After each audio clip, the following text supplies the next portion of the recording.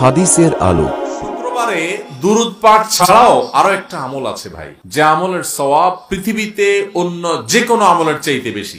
এত বেশি সওয়াব, এত বেশি বিনিময় আল্লাহ তাআলা অন্য কোনো আমলে দিবেন না, শুক্রবার একটা আমল করলে দিবেন। সেটা বলবো, এত বিপুল পরিমাণ, এত অল্প সময়ে, এত অল্প পরিশ্রম করে এত বিপুল পরিমাণের সওয়াব, আখিরাতের কারেন্সি। দুনিয়াতে টাকা দিয়ে চলি আমরা, আখিরাতের কারেন্সি সওয়াব।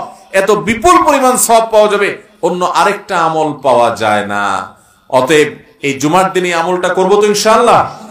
এটা যদি কেউ করতে পারে, নবী করিম সাল্লাল্লাহু আলাইহি সাল্লাম বলেছেন, ওই ব্যক্তিকে, এই যে মসজিদে বাসা থেকে ঘর থেকে হেঁটে গেল, প্রতিটা কদম, যতগুলো স্টেপ সে নিবে, যতগুলো কদম সে ফেলবে, এই প্রতি কদমের বিনিময়ে, এক এক কদমের বিনিময়ে 1 বছর নফল রোজা রাখলে এবং তাহাজ্জুদ পড়লে যে পরিমাণ সওয়াব পাইতো সেই পরিমাণ সওয়াব পাওয়া যাবে। চন্দ্র মাসের হিসেব অনুযায়ী দিন শুরু হয় সন্ধ্যা থেকে, সূর্য ডোবার সাথে সাথে। তো সেই হিসেবে জুমার দিন শুরু হয়ে গেছে বৃহস্পতিবার সন্ধ্যা থেকে। আর জুমার দিন যখন শুরু হয়ে যায়, এই পুরো 24 ঘন্টা, বৃহস্পতিবার সন্ধ্যা থেকে নিয়ে বৃহস্পতিবার দিবাগত সারা রাত এবং শুক্রবার সকাল থেকে নিয়ে শুক্রবার সন্ধ্যা পর্যন্ত, এই পুরো সময় আমাদেরকে প্রিয় নবী সাল্লাল্লাহু আলাইহি সাল্লাম একটা বিশেষ আমলের নির্দেশ দিয়েছেন, আর সেটি হলো দুরুদের আমল। নবী করিম সাল্লাল্লাহু আলাইহি সাল্লাম পরিষ্কার ভাষায় বলেছেন, আকফিরু আলাইয়া মিনাস সালাতি মিন ইয়াউমিল জুমআতি ওয়া লাইলাতিল জুমআহ ফাইন্না সালাতাকুম মা'রুদাতুন আলাই। তোমরা জুমার রাতে অর্থাৎ বৃহস্পতিবার দিবাগত রাতে এবং জুমার দিনে অর্থাৎ শুক্রবার সকাল থেকে সন্ধ্যা পর্যন্ত, এই পুরো সময়ের মধ্যে আমার প্রতি বেশি থেকে বেশি দুরূদ প্রেরণ করবে, দুরূদ পাঠ করবে। কারণ তোমরা যে দুরূদগুলো পাঠ করো, সেই দুরূদগুলো আমার কাছে আল্লাহর ফেরেশতারা উপস্থাপন করেন, কে কোথা থেকে কোন সময় কতবার কিভাবে দুরূদ পাঠ করেছে।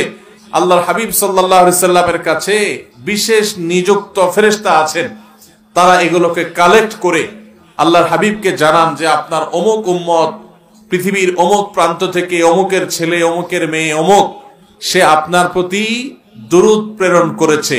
এটা নবীজি সাল্লাল্লাহু আলাইহি সাল্লামের সামনে উপস্থাপন করা হয়। এবং যে ব্যক্তি নবীর প্রতি দুরূদ প্রেরণ করে, একবার যদি নবীর জন্য দুরূদ প্রেরণ করে, দুরূদ পাঠ করে, তাহলে আল্লাহ তাআলা ওই পাঠকারী ব্যক্তির উপর 10 বার রহমত নাজিল করে। এজন্য ভাইরা আমার, শুক্রবার যখনই আসবে, অন্যান্য দিন তো বটেই, তবে শুক্রবারটা হলো দুরূদ পাঠের শ্রেষ্ঠ সিজন, সবচেয়ে বড় মৌসুম, গুরুত্বপূর্ণ দুরূদের জন্য আদর্শ সময় হলো এই শুক্রবারের দিনটা। চলতে ফিরতে, উঠতে বসতে আমরা আমাদের মুখে দুরূদের আমলটা চালু রাখবো। এবং দুরূদ পাঠ করার জন্য ওযু করাও জরুরি না, বিনা ওযুতেও যদি আপনি দুরূদ পাঠ করেন তবুও দুরূদ পাঠ করার সওয়াব পাওয়া যাবে, তবে ওযু অবস্থায় করতে পারলে তো আরো ভালো। এই দুরূদের আমলটা এটা এত গুরুত্বপূর্ণ যে নবী করিম সাল্লাল্লাহু আলাইহি সাল্লাম এক হাদিসে বলেছেন, কেউ যদি দুরূদ শরীফ পাঠ করে, তাহলে সে ব্যক্তির সকল পেরেশানি, সকল টেনশন, সকল দুশ্চিন্তা, বিপদ আপদ সবগুলো থেকে মুক্তির জন্য এই দুরূদের আমলটাই যথেষ্ট হয়ে যাবে ইনশাআল্লাহ। এই জন্য যে কোনো পেরেশানিতেও দুরূদ পাঠ, এটা অত্যন্ত গুরুত্বপূর্ণ একটা আমল। শুক্রবার যখনই আসবে, আজ থেকে আমরা সারা জীবনের জন্য অভ্যাস গড়ে নেই, বাসার লোকদেরকে মনে করাবার জন্য, স্মরণ করাবার জন্য আমরা জোরে জোরে দুরূদ পাঠ করব। বৃহস্পতিবার সন্ধ্যা থেকে নিয়ে একেবারে শুক্রবার সন্ধ্যার আগ পর্যন্ত একটু জোরে জোরে আওয়াজ দিয়ে অন্যকে স্মরণ করানোর উদ্দেশ্যে আমরা পড়ব। আর নিজে মনে মনে যতটুকু সম্ভব পাঠ করব। বিশেষ কোনো দুরূদ পাঠ করতে হবে এমন কোনো জরুরি না, আপনি শুধু সাল্লাল্লাহু আলাইহি সাল্লাম পড়লেও দুরূদ পাঠের সওয়াব পাবেন। তবে সবচেয়ে উত্তম দুরূদ হলো দুরূদ ইব্রাহিম, যেটা আমরা নামাজে পড়ি। আল্লাহুম্মা সাল্লি আলা মুহাম্মাদ ওয়া আলা আলি মুহাম্মাদ কামা সাল্লাইতা আলা ইব্রাহিম ওয়া আলা আলি ইব্রাহিম ইন্নাকা হামিদুম মাজিদ। আল্লাহুম্মা বারিক আলা মুহাম্মাদ ওয়া আলা আলি মুহাম্মাদ কামা বারাকতা আলা ইব্রাহিম ওয়া আলা আলি ইব্রাহিম ইন্নাকা হামিদুম মাজিদ। দুরূদ পাঠের মধ্যে কি আছে? দুরূদ পাঠের মানেটা কি? দুরূদ পাঠ মানে হলো নবী সাল্লাল্লাহু আলাইহি সাল্লামের জন্য আল্লাহর কাছে দোয়া করা, আল্লাহর কাছে আহ্বান করা। আপনি দুরূদ পাঠ করলেন মানে হলো আল্লাহর কাছে দরখাস্ত করলেন। দুরূদ পাঠের মানে হলো নবী সাল্লাল্লাহু আলাইহি সাল্লামের জন্য দোয়া করা। এই জন্য আমরা যখন দুরূদ পাঠ করব, তার মানে হলো আমরা দোয়া করলাম, হে আল্লাহ আপনি আপনার হাবিবের প্রতি রহমত নাজিল করেন। আল্লাহ তো তার রাসূলের প্রতি এমনিই রহমত নাজিল করবে, আপনি দোয়া করলেও করবে, আপনি দোয়া না করলেও, কিন্তু আপনি দোয়া করলে মাঝখান থেকে আপনি সৌভাগ্যবান হয়ে যাবেন ইনশাআল্লাহ। সবাই আমলটা করবো তো ইনশাআল্লাহ? আল্লাহ আমাদের সবাইকে তৌফিক দান করুন। ভাইরা আমার, জুমার দিন যখন শুরু হয়ে যায় তখন আমরা এই দুরূদ পাঠের আমলের পাশাপাশি আরো কিছু আমল আছে যেগুলো করবে। এর ভিতরে আরেকটা আমল হলো জুমার দিন দুরূদ পাঠ ছাড়াও আরো একটা আমল আছে ভাই, যে আমলের সওয়াব পৃথিবীতে অন্য যে কোনো আমলের চাইতে বেশি। এত বেশি সওয়াব, এত বেশি বিনিময় আল্লাহ তাআলা অন্য কোনো আমলে দিবেন না, শুক্রবার একটা আমল করলে দিবেন। সেটা বলবো? সে আমলটা হলো নবী করিম সাল্লাল্লাহু আলাইহি ওয়াসাল্লাম বলেছেন, মান বাক্কারা ইয়াউমাল জুমআতি ওয়াবতাকার, যে ব্যক্তি জুমার দিন আগে আগে ঘুম থেকে উঠবে, ফজর নামাজ তো জামাতের সাথে পড়তেই হবে এবং মসজিদেও আগে আগে যাবে, আর ওয়াগাসসালা ওয়াগতাসাল, ভালো করে উত্তম রূপে গোসল করবে জুমার দিন উপলক্ষে গোসল করা সুন্নাত। হ্যাঁ, যে গোসল করবে উত্তম রূপে, ফরজ গোসল হলে ফরজ গোসল করবে, নফল গোসল হলে নফল গোসল করবে জুমার দিন। এবং সুম্মা মাশা ইলাল মাসজিদি ওয়া লাম ইয়ারকাব, ওয়া মাশা ইলাল মাসজিদি ওয়া লাম ইয়ারকাব, এবং মসজিদে পায়ে হেঁটে হেঁটে যাবে, কোনো বাহনে যাবে না। এরপরে সুম্মা দানা মিনাল ইমাম, মসজিদে যে জুমার দিন ইমামের যদি খুব কাছে কাছে যেতে পারে, ওয়ালাম ইয়ালগু, এবং কোন অনর্থক কোন কথাবার্তা না বলে, যে আমল করলো, তেলাওয়াত করলো, দুরূদ পড়লো, বসে থাকলো, ওয়াজ শুনলো, খুতবা শুনলো, এইভাবে যদি নিরিবিলি সে মসজিদে যায় এবং ইমামের কাছাকাছি গিয়ে বসে, তাহলে মোট কয়টা কাজ হলো? সকালে আগে আগে উঠা, মসজিদে আগে আগে যাওয়া জুমায়ও, দ্বিতীয়ত হলো গোসল করা উত্তম রূপে, 3 নম্বর হলো মসজিদে পায়ে হেঁটে যাওয়া, 4 নম্বর হলো ইমামের কাছাকাছি গিয়ে বসা, তার মানে আগে আগে যেতে হবে, সেজন্য আর জন্য ঘাড়ের উপর দিতে যাওয়া নিষেধ, আগে আগে যেতে হবে, ইমামের কাছাকাছি বসতে হবে। আর 5 নম্বর হলো কোনো অনর্থক কাজ করা যাবে না, অনর্থক কথা বলা যাবে না। মসজিদে গিয়ে আড্ডা মারলেন, কথা বললেন, গল্প করলেন, এগুলো করা যাবে না।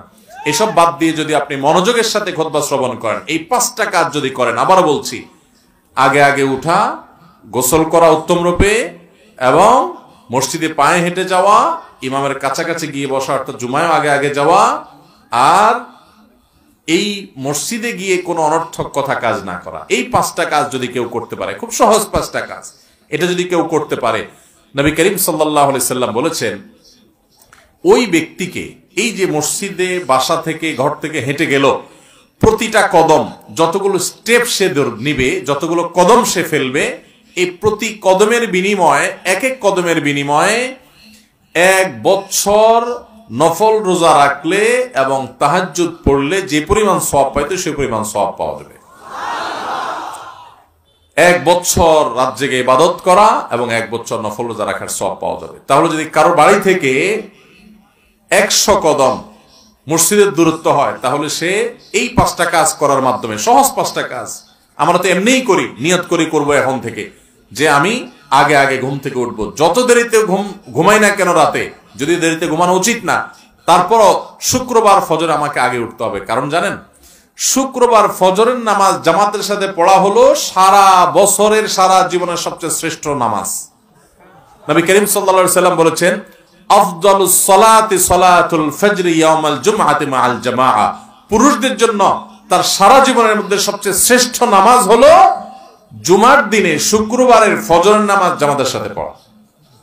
আমরা অনেকেই জুমা পড়ি ঠিকই, কিন্তু ফজরের নামাজ শুক্রবারে আমাদের ঘুমে চলে যায় বা বাসায় পড়ি আমরা। তো এই জন্য এই দিনটাতে এমনিতেই ফজরের গুরুত্ব বেশি, জুমার দিনে আবার ফজরের গুরুত্ব আরো বেশি। এই জন্য শুক্রবারে, যখনই শুক্রবার আসবে, বৃহস্পতিবার রাতে পাক্কা নিয়ত করে, ভালো করে অ্যালার্ম দিয়ে অন্যদেরকে বলে তারপর ঘুমাইতে হবে যে ফোনে আমাকে ডেকে দিবা। তাহলে এই কাজগুলো যদি আমরা করি, আগে আগে ঘুম থেকে উঠি, এবং গোসল তো এমনিই করি, একটু ভালো করে এই নিয়তে করলাম, এবং পায়ে হেঁটে আসবে এই নিয়তে যে সওয়াবটা পাওয়া যাবে, ইমামের কাছাকাছি গিয়ে বসলাম এবং কোন অনর্থক কথা কাজ করলাম না, আল্লাহ তাআলা প্রতি কদমে 1 বছরের ইবাদতের সওয়াব দান করবেন।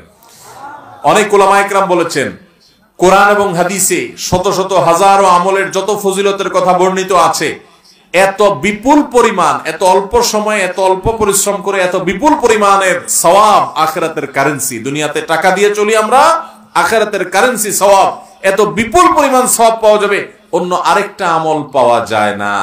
অতএব এই জুমার দিনে আমলটা করবো তো ইনশাআল্লাহ। আল্লাহ আমাদের সবাইকে তৌফিক দান করুন। ভাইরা আমার, মা বোনরা যারা আছেন তারা হয়তো মন খারাপ করবেন যে আমরা তো আমল করতে পারবো না। তাদেরকে বলতে চাই, প্রথম কথা হলো কিছু কিছু আমল আল্লাহ তাআলা পুরুষদেরকে সুযোগ দিয়েছেন, আবার কিছু মহিলাদের জন্য। যেমন মহিলারা যদি হজ করে, তাহলে মহিলাদের হজকে নবী করিম সাল্লাল্লাহু আলাইহি ওয়াসাল্লাম জিহাদের সমতুল্য বলেছেন, যেটা পুরুষদের জন্য প্রযোজ্য না। আবার মহিলারা যদি সন্তান প্রসব করতে গিয়ে মারা যান, শাহাদাতের মর্যাদা পাবে, যেটা পুরুষ কাজ করতে গিয়ে মরলেই শাহাদাতের মর্যাদা পাবে না। এরকম আরো বহু বিষয় নারীদেরকে বিশেষত্ব দেওয়া হয়েছে। তারপরও জুমার দিনের এই আমলের সওয়াবটা আমাদের বোনরা, মায়েরাও পেতে পারেন। কিভাবে? নাম্বার 1, তাদের বাসায় যে পুরুষরা আছে, ছেলে আছে, বাবা আছে, ভাই আছে, স্বামী আছে, তাদেরকে উৎসাহ উদ্বুদ্ধ করে প্রেরণা দিয়ে এই আমলটা যদি করাইতে পারে এবং তাদেরকে শিখাই দিলেন, বুঝাই দিলেন, জানাই দিলেন এবং তাদেরকে উৎসাহ দিয়ে ফজরে উঠাই দিলেন, জুমা আগে পাঠাই দিলেন, বলে দিলেন ঠিকমতো, তাহলে যে ব্যক্তি কোনো ভালো কাজের পথ কাউকে দেখায়, আদ-দাল্লু আলাল খাইরি কাফাইলিহি, তাহলে ওই ব্যক্তি ওই কাজটা করে যে পরিমাণ সওয়াব পাবে, যে কাজটা দেখাইলো তাকে, যে পথটায় পরিচালিত করলো, উদ্বুদ্ধ করলো, সে তাকে বের করে দিল, সাহায্য করলো, তাকে আল্লাহ তাআলা অনুরূপ সওয়াব দান করবেন। আবার সেই সাথে আরেকটা 3 নম্বর করণীয় হলো মা বোনদের, যে এই বিষয়ে অন্যদেরকে জানাজানি করলেন, অন্য পুরুষদের মধ্যে দাওয়াতের কাজ করলেন, পর্দার মধ্যে থেকেই যেভাবে তাদের মধ্যে প্রচার করা সম্ভব, তার মাধ্যমে যত মানুষ আমল করবে ইনশাআল্লাহ তাদের সমতুল্য সওয়াব পাবেন। নাম্বার 4, মা বোনরা এই একই সওয়াব পাওয়ার জন্য তাদের সুযোগ হলো যে তারা যদি নিয়ত করেন যে আল্লাহ, আমি যদি পুরুষ হতাম এবং সুযোগটা আমি নিতে পারতাম তো কোনোভাবে আমি ছাড়তাম না। পাক্কা যদি নিয়ত করে, তাহলে আল্লাহ তাআলা ওই মা বোনদেরকে আমলটা না করলেও এই পরিমাণ সওয়াব দান করবেন। কারণ নবী সাল্লাল্লাহু আলাইহি ওয়াসাল্লাম বলেছেন, মান হাম্মা বিহাসানাতিন ফালাম ইয়ামালহা, কোন ভালো কাজের কেউ প্রতিজ্ঞা করছে কিন্তু করতে পারে নাই কোনো কারণে, আল্লাহ তাআলা তাকে সমান সওয়াব দান করবেন। অতএব আমরা সবাই চেষ্টা করব তো ইনশাআল্লাহ। আল্লাহ তাআলা আমাদের সবাইকে তৌফিক দান করুন। তাহলে শুক্রবারের 2টি আমলের কথা আমরা, 3টি আমলের কথা আমরা জানলাম। এক হলো দুরূদ শরীফ বেশি বেশি পড়া, 2 নম্বর হলো শুক্রবার ফজর নামাজটা জামাতের সাথে বিশেষ গুরুত্বের সাথে পড়া, আর 3 নম্বর হলো শুক্রবারে জুমার দিনে 5টা ছোট ছোট কাজের মাধ্যমে প্রতি কদমে 1 বছর ইবাদতের সওয়াব লাভ করা। আল্লাহ আমাদের সবাইকে আমলের তৌফিক দান করুন।